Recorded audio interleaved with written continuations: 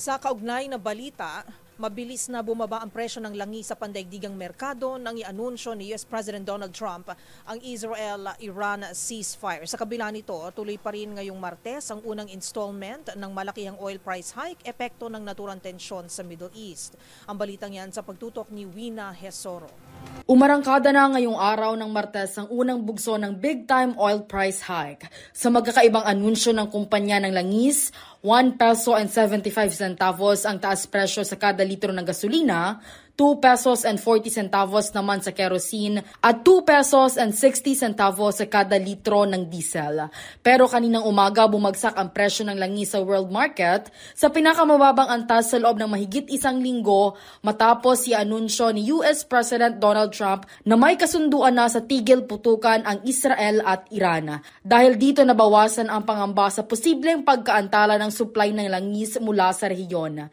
Ayon kay Trump, agad magsisimula ang ceasefire sa panig ng Iran habang susunod naman ang Israel makalipas ang 12 oras. Kapag nagpatuloy ang kapayapaan, opisyal na magtatapos ang labanan matapos ang 24 na oras. Ang Iran ang pangatlong pinakamalaking tagapagtustos ng langis sa OPEC. Kapag tuluyang humupa ang tensyon, maaaring makapagluwas ito muli ng mas maraming langis na makatutulong upang maiwasan ang kakulangan sa supply. Samantala sa panayam ng DZRH News kay Michael Ricafort, isang chief economist ng RCBC, sinabi nito na pahirapan suspendihin ang excise tax sa langis sa Pilipinas dahil sa malaking utang ng bansa.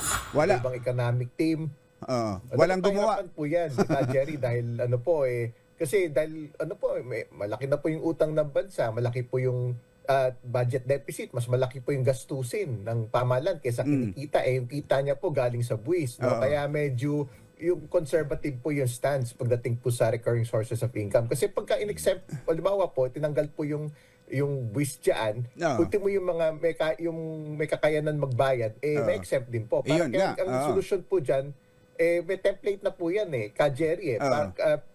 Imbis na i-accept sa lahatan, targeted na lang po yung assistance program mula po ng pandemic. Nauna nang umakyat ang presyo ng langis dahil sa pag-atake ng US sa nuclear facilities ng Iran noong weekend na nagpataas sa takot na lumawak pa ang gulo sa pagitan ng Israel at Iran.